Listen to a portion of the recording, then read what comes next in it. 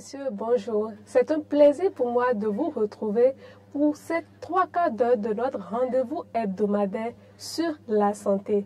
Bienvenue une fois encore sur votre émission Elle, où nous allons explorer des thématiques qui vont aborder la santé et le bien-être, surtout des femmes et des enfants.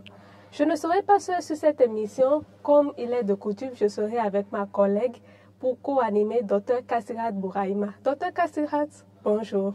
Bonjour Dr Viviane. Comment allez-vous? Très bien. Et de votre côté? Je vais bien également.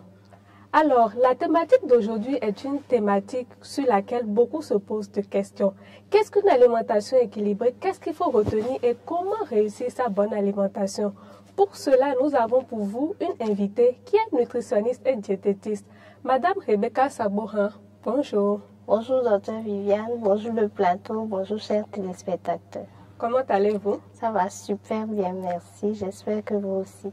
Je vais bien également. Alors, est-ce que vous pouvez nous dire brièvement c'est quoi une nutritionniste diététiste, rapidement pour introduire, pour que nos téléspectateurs et téléspectatrices sachent? Ok. Une nutritionniste diététiste, c'est un professionnel qui s'occupe de comment manger pour être en bonne santé, de façon terre à terre. En français facile. Français facile. Et au cours de cette émission de santé, nous avons la particularité de parler en français facile pour que les choses puissent être le plus compréhensible possible. Avant de rentrer dans le vif du sujet, nous avons cherché à interroger quelques jeunes hommes et jeunes femmes de la ville de Cotonou et environ pour recueillir leurs avis sur ce qu'est une alimentation équilibrée. Avec la complicité de l'équipe technique, nous vous invitons à suivre cet élément. Manger équilibré, c'est manger un aliment qui contient toutes les substances nutritives et principalement les glucides, comme exemple, on a la pâte, les lipides, et l'huile, les vitamines, les fruits et protéines, on a les viandes, les poissons, les œufs et les sels minéraux, un peu de tout. Je ne sais pas ce que ça veut dire, manger équilibré. Pour moi, j'ai déjà mangé pour rassasier et c'est bon. Selon moi, manger équilibré, c'est-à-dire quelqu'un qui a mangé à toute la nutrition dedans. Et une nourriture avec tous les constituants, quoi, selon moi, oui. Il y a les protéines, les glucides, et bon, je m'en souviens plus. Manger équilibré, bon, c'est pas trop manger équilibré. Pour manger, il faut... Bon, je sais pas trop. Tu t'assois, tu commandes, tu t'assois confortablement, tu viens. Et en mangeant, il faut rester posé en mangeant. C'est tout. Par exemple, je mange du riz maintenant. Si je sais que je suis rassasié, bon, c'est bon, je dépose, ça peut aller. Madame Rebecca Sabourin, on vient de suivre les débats qui viennent de passer et on a entendu beaucoup de réactions. J'aimerais savoir d'abord, c'est quoi une alimentation équilibrée? Une alimentation équilibrée, d'abord on parle d'équilibre. Et quand on parle d'équilibre, c'est qu'il y a beaucoup de choses qui permettent de maintenir l'équilibre. Donc on va d'abord parler de la composition de l'alimentation et avant d'aborder la répartition de ces éléments-là au niveau de l'assiette. Et quand on parle déjà d'alimentation équilibrée, il faut avoir un certain nombre d'éléments dans son assiette. Déjà les féculents. On parle déjà là des groupes d'aliments. Des féculents. Voilà, féculents, c'est tout ce qui constitue de façon générale la base de notre assiette. Exemple, terre à terre, le riz, les céréales racines, tubercules et leurs dérivés. Donc ça fait riz, ça fait maïs, ça fait igname, ça fait manioc, ça fait patate douce, ça fait mil, ça fait sorgho, fonio. Bon, nous avons beaucoup de céréales au Bénin quand même. Oui. Tous ces céréales-là et leurs dérivés, l'igname et ses dérivés, donc l'igname, oui, l'igname sous forme de ragoût, les cossettes d'igname, l'igname pilé, okay, voilà. Tout ça, c'est dans la catégorie des féculents. Donc, tout ce qui constitue de façon générale la base de notre assiette est appelé féculent. Retenons comme ça de façon terre à terre. Et les féculents nous apportent souvent beaucoup d'énergie. Nous avons besoin de féculents dans nos assiettes, mais en quantité bien définie. Parce que nous avons besoin aussi d'énergie pour bien fonctionner. En dehors de la catégorie des féculents, nous avons la catégorie des fruits et légumes. Bon, on peut scinder la catégorie des fruits et légumes en deux. Fruits et légumes, les fruits et légumes de façon générale sont riches en fibres, sont riches en composants qui nous permettent de bien digérer. Voilà donc. La différence entre fruits et légumes, du point de vue composition, les fruits sont généralement plus sucrés que les légumes, pour aller en français terre à terre. Nous avons également le groupe des aliments protéinés. Aliments protéinés, c'est tout ce qui est poisson, tout ce qui est viande, tout ce qui est cafard si vous voulez, parce que dans certains pays ou bien dans certaines contrées, le cafard est consommé. Donc tout ce qui rend folle, mâche, aliments protéinés. Tous les animaux de la forêt. Dérivé du soja pour nos amis qui sont végétariens, qui donc, ne consomment pas forcément. Les légumineuses. Donc, en français facile, c'est quoi les légumineuses? Les légumineuses, c'est déjà le haricot, par exemple, le cassoulet, le vanzou, le soja. Les lentilles aussi. Donc les protéines peuvent être soit d'origine animale ou soit d'origine végétale. Tout à fait. Et également, en dehors de ces groupes d'aliments, nous avons également les produits laitiers. Produits laitiers, donc ça fait tout ce qui vient du lait, le yaourt, le lait même, le yaourt et le fromage, par exemple. Quand je veux manger dans mon assiette, il doit y avoir tout au moins féculents, légumes, aliments protéinés. Très important. Qu'en est-il des lipides qui peuvent se retrouver parfois même dans pratiquement toutes ces classes d'aliments, parce que généralement on nous dit que nous, dans nos contrées, que nous avons des aliments vraiment gras, des alimentations très grasses. Donc, quelle est la place de tous ces lipides, tout ce gras-là et tout dans la composition de l'alimentation? Quand on veut classifier les aliments en catégories, il y a plusieurs classifications possibles. Quand on parle d'aliments de force, par exemple, dans la catégorie des aliments de force, il y a les féculents, il y a les lipides, les graisses, donc l'huile. L'huile est énergétique aussi, donc nous apporte de l'énergie. Maintenant, dans la quantité d'énergie dont nous avons besoin en une journée, tous les aliments doivent apporter une partie. Donc nous avons besoin aussi de matières grasses pour faire bien fonctionner notre organisme, mais en quantité très raisonnable. C'est-à-dire, parce que ce qui pourrait être raisonnable pour moi pourrait ne pas être raisonnable pour l'autre. Et quand nous passons dans les familles et tout cela, ou chez des amis et tout, on n'arrive pas forcément à manger chez tout le monde, parce que ce que les autres considèrent comme normal ou n'étant pas gras, pour soi, par exemple, c'est peut-être un peu plus gras ou un peu trop salé. Donc, qu'est-ce qu'on met dans de lipides raisonnables? La quantification. Oui. Est-ce que vous avez des astuces pratiques pour nos téléspectateurs, nos téléspectatrices, quand ils veulent cuisiner, par exemple? On sait que certaines personnes renversent directement l'huile dans la marmite ou la casserole pour cuisiner et tout. Donc, comment est-ce qu'on peut, de façon pratique, en fait, quantifier de façon raisonnable cet apport en huile? De façon générale, un être humain, un adulte, de façon générale, a besoin maximum de 3 cuillères à soupe d'huile en une journée. Et quand je dis 3 cuillères à soupe, c'est y compris ce que l'alimentation va apporter. Donc, quand je veux cuisiner ma sauce, c'est bien de cuisiner de telle manière qu'à la fin de la cuisson, qu'il n'y ait pas de l'huile qui surnage. Donc déjà, première astuce pour celles et également ceux qui sont à la cuisine, donc pour une alimentation équilibrée, saine et tout cela. Donc quand on prépare avec du gras, il faut éviter à ce qu'il y ait un surnageant. Un surnageant, ok. Il ne faut pas qu'il y ait de l'huile qui surnage. Okay. Vous pouvez, c'est important d'utiliser l'huile pour cuisiner son repas, sa sauce, mais l'utiliser de façon raisonnable pour qu'il n'y ait pas un excédent.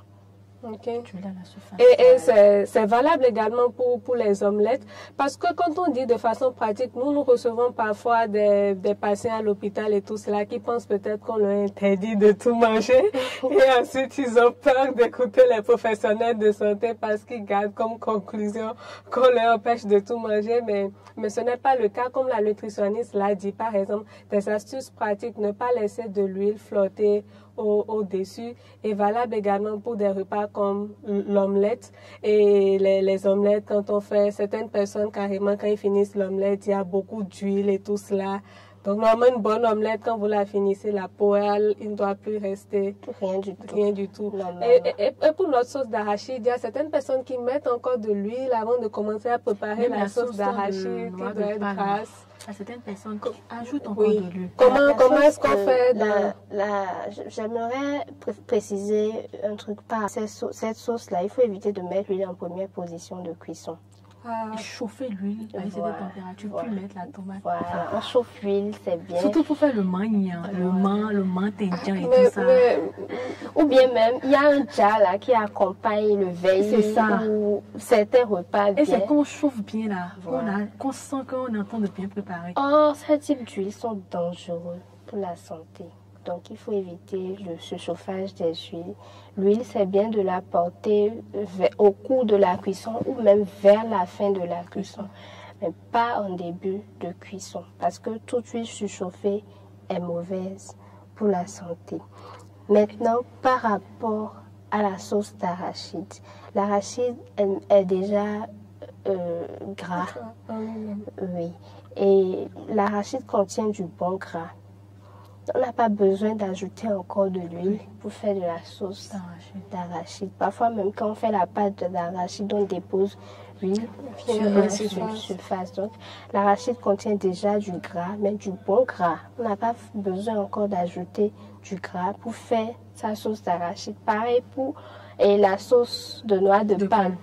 Les noix de palme sont assez grasses, et on n'a pas besoin encore d'aller chercher de l'huile pour ajouter. C'est bien de faire sa sauce de noix de palme.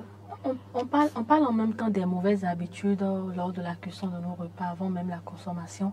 Et ça me fait penser également à quand on frit du poisson avec de l'huile, qu'on stocke plus tard et qu'on vient réutiliser pour la sauce des jours après ou des semaines après. D'abord, c'est même pas indiqué de frire du poisson. Le poisson frais est meilleur que le poisson frit. On entend souvent, certaines personnes disent moi je ne mange pas du poisson frais parce que je souffre d'hémorroïdes. C'est souvent ce genre de commentaires on attend. Mais on dit, certaines personnes disent et le poisson frais là c'est trop lourd. Oui, c'est le contraire. Et il faut frire pour enlever tout ce qu'il y a de... Oh, c'est un faux problème. On va déconstruire beaucoup d'idées aujourd'hui. Puisque vous êtes dans cette lancée, peut-être aussi rappeler que plus un poisson est gras, mieux il est meilleur pour la santé. Si je ne me trompe, madame la nutritionniste. Donc peut-être il faudra, préciser puisqu'on est pour que nos téléspectateurs puissent comprendre. Par exemple, du poisson. Le poisson, on peut le consommer frais sous forme de bouillon, on peut bien épicer et faire bouillir et le consommer tel, ou on peut le braiser. On peut braiser le poisson, c'est bien ça, c'est bien délicieux aussi. Quand vous faites votre bouillon bien épicé et vous braisez votre poisson, c'est bien délicieux. Maintenant, le poisson frit, il faut l'éviter parce que pour frire du poisson, vous chauffez l'huile. Toutes les fois que vous chauffez l'huile, toute cuisson qui vous demande de chauffer l'huile n'est pas bonne pour la santé. Il vaut mieux éviter. Maintenant, parlons des poissons. C'est vrai, les poissons gras sont très bien pour la santé.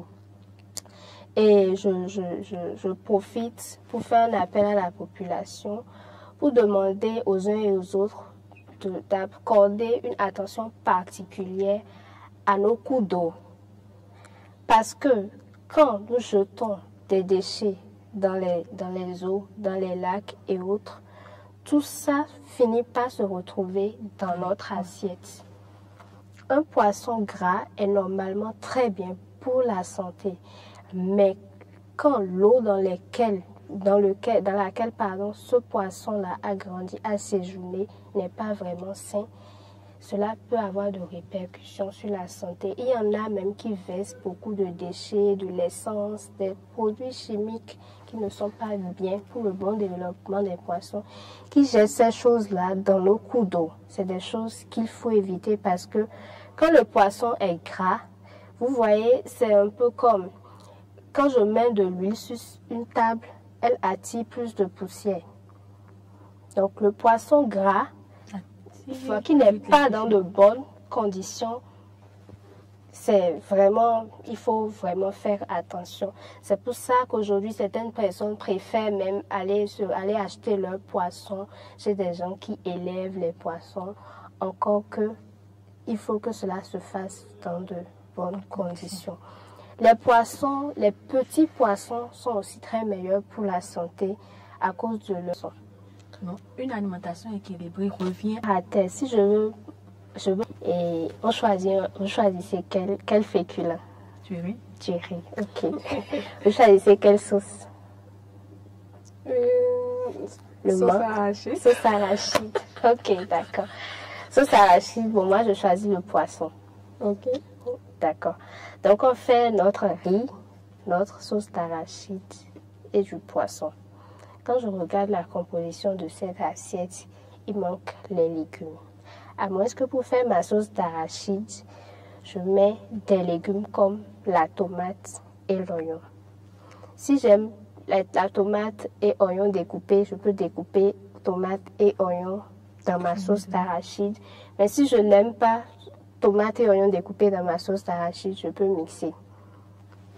C'est bon, je mixe tomate et oignon en bonne quantité dans la sauce d'arachide. Là, j'ai le riz qui fait féculent. J'ai la sauce qui contient tomate et oignon qui fait légumes. J'ai le poisson qui fait protéines. Et dans la sauce, il y a l'huile qui fait épices. Donc là, c'est équilibré. Maintenant, il serait bien que la quantité de légumes dépasse la quantité de féculents ou que la quantité de légumes et la quantité de féculents soient les mêmes. Donc, même quantité de féculents pour même quantité de légumes. Là, on parle d'assiette équilibrée.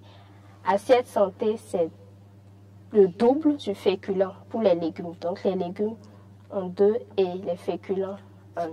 Voilà, donc il faut qu'il y ait ces éléments-là dans mon assiette pour que je puisse dire que mon assiette est équilibrée. Maintenant, dans la journée, parce qu'on parle d'assiette équilibrée, on parle d'alimentation équilibrée. Quand je prends cette assiette-là, elle est équilibrée, mais l'alimentation, si je répète cette même assiette plusieurs fois dans la journée, mon alimentation de la journée ne serait plus équilibrée.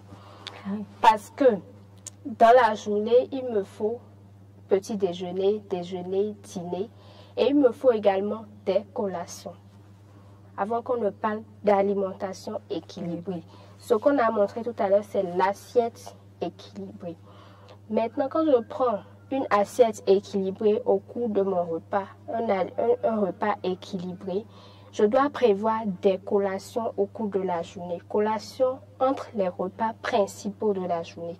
Quand je prends mon petit déjeuner en 7h, 8h, à 10h, je dois prendre une collation. Et pour les collations, maintenant, je peux prendre soit du yaourt, soit un fruit.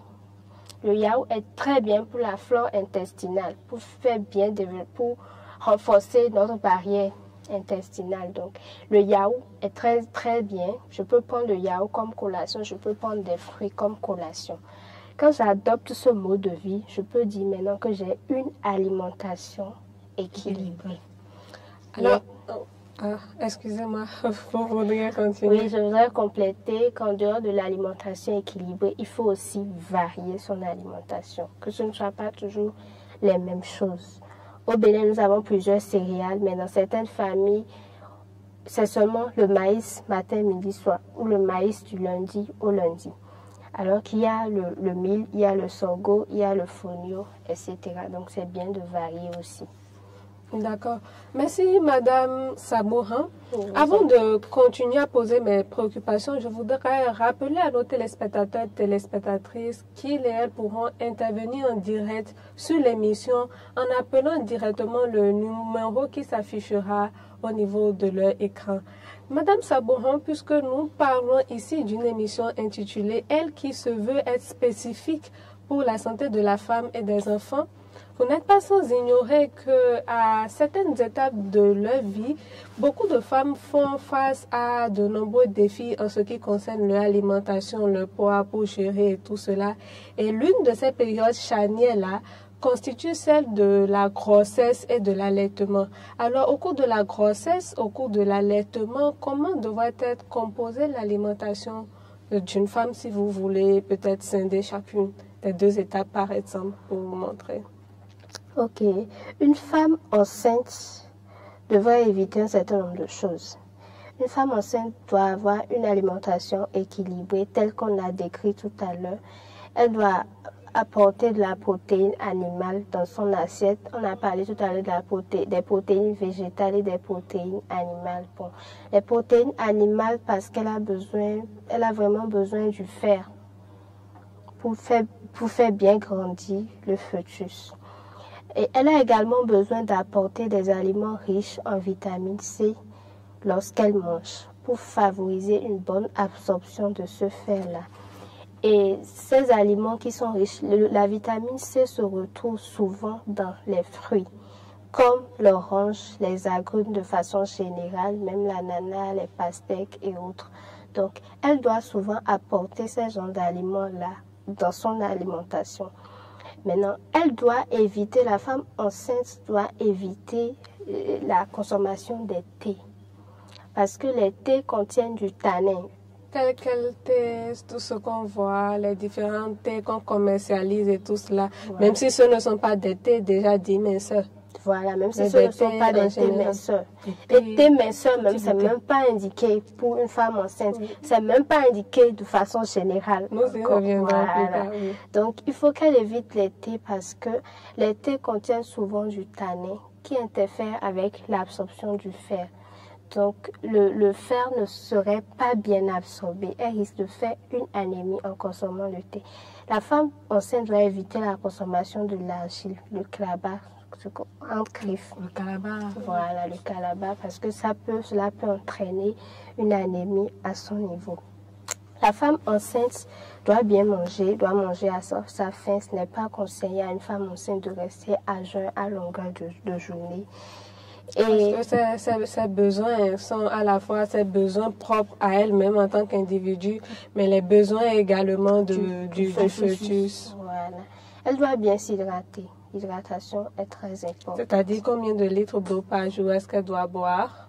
Si elle peut boire entre 2 ou 3 litres en fonction de sa morphologie aussi, 2 ou 3 litres, voire même plus. Parce qu'avant de parler de toxicité en eau, il faut aller jusqu'à environ 20 litres avant de parler de toxicité en eau. Donc, avant d'aller à 20 litres, je pense que c'est ceux qui font des concours des meilleurs buveurs d'eau, voilà, qui pourront aller à ces genres de quantité-là. Sinon, la femme peut boire autant qu'elle a soif, mais boire régulièrement. Il y en a qui ont soif, mais qui ne font pas attention aux besoins de leur corps. C'est pour ça que c'est bien de se déplacer tout le temps avec de l'eau. Là, dès que j'ai soif, je bois en même temps. Voilà. Et la femme allaitante. Les femmes allaitantes ont souvent un défi de perte de poids ou de prise de poids.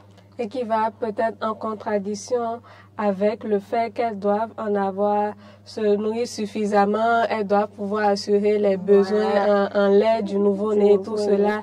Et il y a d'autres qui pensent en même temps, durant cette période, oui, bien s'alimenter, mais comment est-ce qu'on perd ce surplus-là après? Pour qu'elles retrouvent leur poids Donc, elles se retrouvent là, au niveau de leur alimentation balancée entre deux, pour ne pas forcément savoir en fait comment faire. Donc, quelle astuce leur donneriez-vous? La femme allaitante doit garder en esprit que tous les kilos qu'elle a eu à gagner durant la grossesse, le poids qu'elle a eu à gagner durant la grossesse est destiné à l'aider pour l'allaitement. Donc, durant l'allaitement, après la phase d'allaitement, elle est censée retrouver son poids initial en fait. Si l'allaitement a été bien conduit. Oui, si l'allaitement a été bien fait. Et c'est bien déjà de pratiquer l'allaitement maternel exclusif parce que cela permet à la femme de bien dépenser, de dépenser beaucoup d'énergie.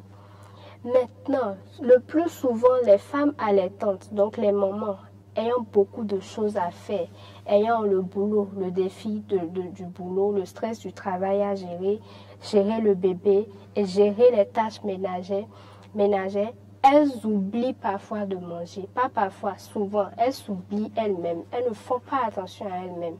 Une femme allaitante doit vraiment faire attention à elle-même parce qu'il faut qu'elle soit en bonne santé pour mieux se donner, pour mieux répondre à tous les défis qui lui font face.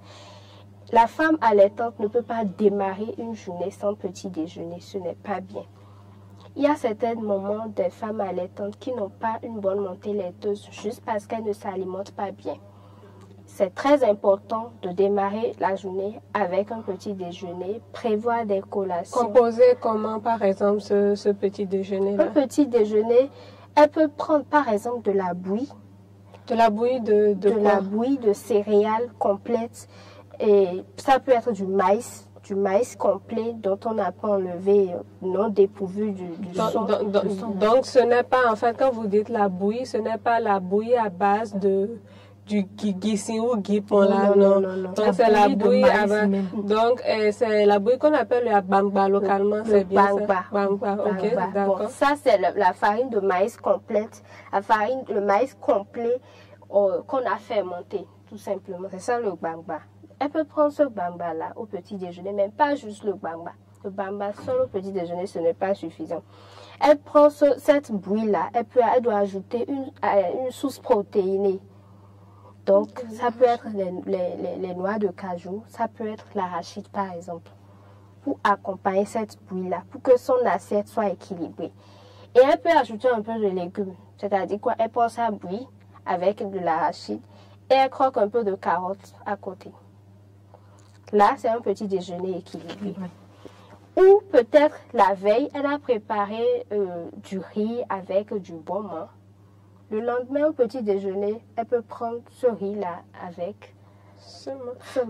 Puisqu'on parle de sauce légumes de menthe, traditionnellement, quand on veut faire cette sauce légumes-là, ce qu'on fait, c'est qu'on porte à cuisson les légumes, parfois même avec de la bicarbonate et tout cela.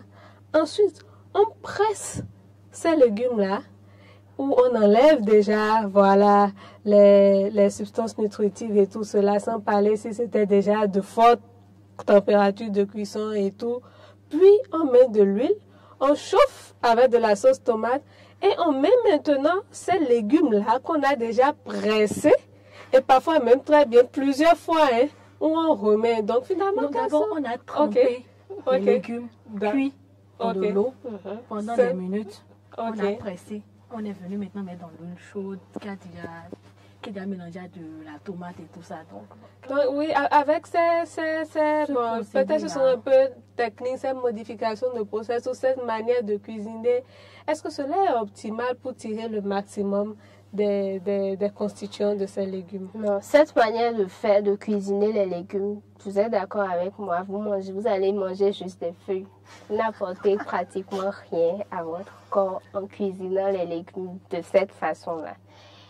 Les légumes, si vous connaissez vraiment la source de vos légumes, le mieux c'est d'envoyer directement dans la sauce même. Mais aujourd'hui, avec l'ère des engrais chimiques, des pesticides, c'est bien de faire passer ces légumes par l'eau chaude avant de les envoyer. Comment est-ce qu'on fait? Quand vous dites passer ces légumes dans l'eau chaude, donc ce que je fais, c'est ok, je prends mes légumes que je lave au préalablement 3 fois, ou peut-être je découpe avant de laver et tout cela.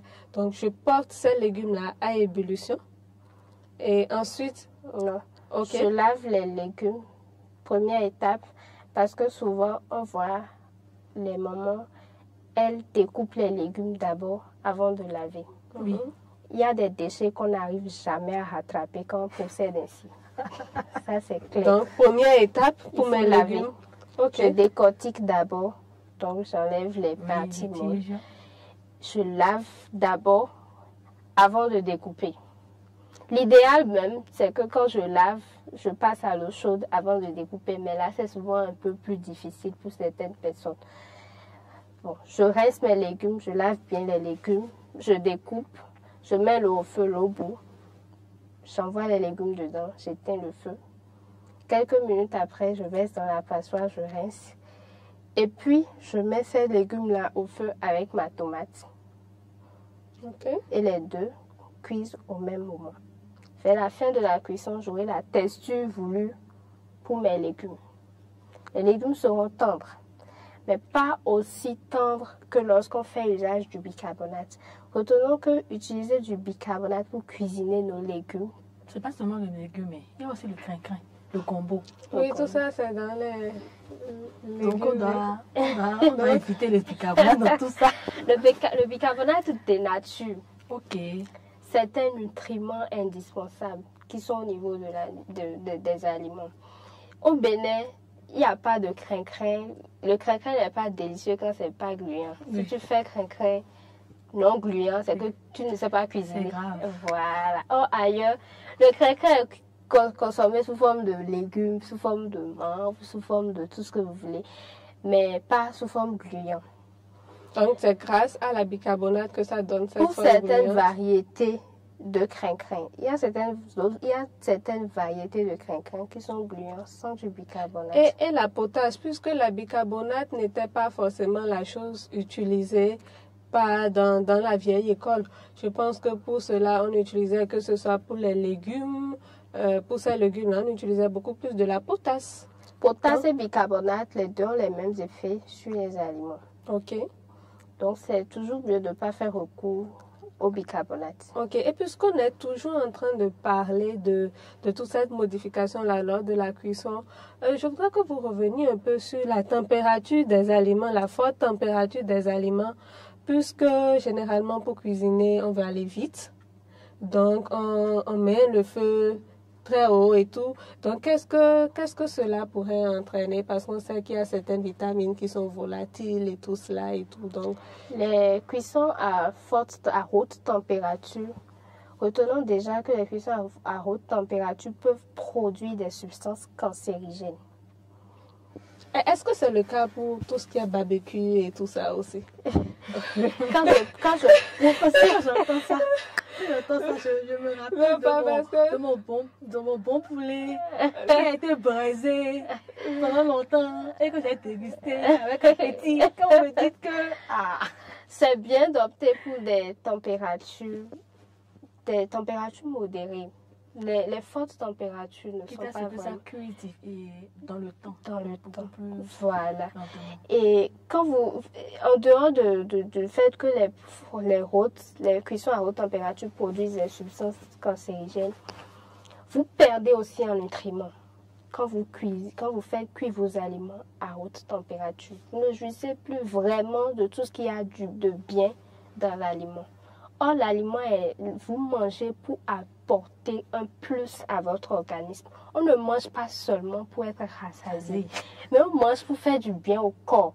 On mange pour faire du bien à la langue. La langue fait évidemment partie. Il y a du plaisir d'en manger. Ce que je dis Toutes les fois que vous asseyez pour manger, il faut qu'on ait envie de manger. C'est ça, c'est un moment de plaisir que vous C'est un moment unique. Voilà. Et rappelons également, comme vous le dites, que pour manger, pour que cela ne paraisse pas abstrait, qu'il y a de ces composantes-là qui rentrent, de ces nutriments et tout cela qui rentrent dans la composition du sang. Et donc, lorsque j'aurai mon repas à une haute température comme cela, il y a certaines vitamines qui vont rentrer dans la composition du sang qui peuvent disparaître et donner certaines formes d'anémie, en rappelant que quand on parle d'anémie, cela n'est pas forcément dû uniquement à un manque de fer. Donc, en fait, ces habitudes alimentaires que nous avons depuis notre assiette, en fait, peuvent conduire plus tard à des maladies que nous voyons de façon évidente et d'autres que nous ne voyons pas. Et qui prennent des années pour s'installer. Justement. Et quand vous parlez d'anémie tout à l'heure, et bien évidemment, c'est pas seulement une carence en fer qui pourrait entraîner une anémie, même une carence en vitamine B9, par exemple. Il y en a qui ne prennent pas du tout de céréales à grains entiers. Ils peuvent faire une anémie malgré le fait qu'ils prennent des aliments riches en fer. Céréales à grains entiers, les céréales à grains entiers, de façon générale, nous apportent la vitamine B, du complexe B, donc vitamine B9. Mais ne pas prendre des céréales à grains entiers peut exposer aussi à une anémie. C'est pour ça que c'est bien de privilégier tout ce qui est céréales à grains entiers dans les tubercules. Si je dois faire un choix entre la pâte de maïs et la cassa, la pâte de maïs est bien évidemment meilleure que la cassa. On a toujours dit que c'est la pâte. La cassa est léger. La cassa est léger. Donc, c'est pas vrai. Je veux manger léger. C'est ce que les gens pensent toujours. Et on était en train de parler de l'alimentation de la femme allaitante et tout ça. Je me rends compte que l'alimentation équilibrée, alors ça commence depuis le processus de la préparation des repas. Oui. Avant même même du choix des aliments. Choix, toute la chaîne alimentaire. Le choix des aliments, la préparation des aliments et même la consommation.